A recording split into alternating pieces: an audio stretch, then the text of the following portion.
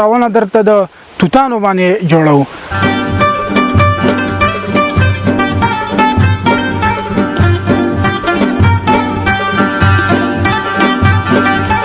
چې دغه یو کس خطه د توتان راڅنډي د دې نه وروسته بیا دا وړو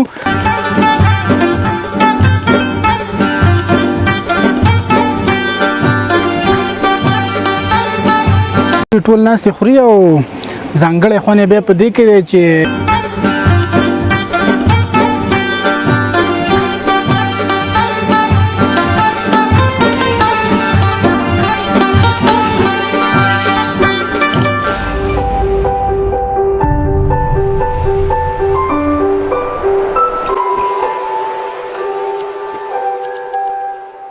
د ودان ټي وي یوټیوب چینل درنو لیدونکو ستړي مشئ. د جنتي وطن له څنډو بیا یوې څنډې ته راغلي یو او دغه څنډه د وټپور ولسوالۍ ده. د وټپور په ولسوالۍ کې نن راغلي یو او دغه خپرونه درته د توتانو باندې جوړو. ځو او توتان به راڅنډو او دغه ټولې مرحلې درته ښایو، نو له موږ سره پاتې شئ او د خپرونې خوند واخلئ.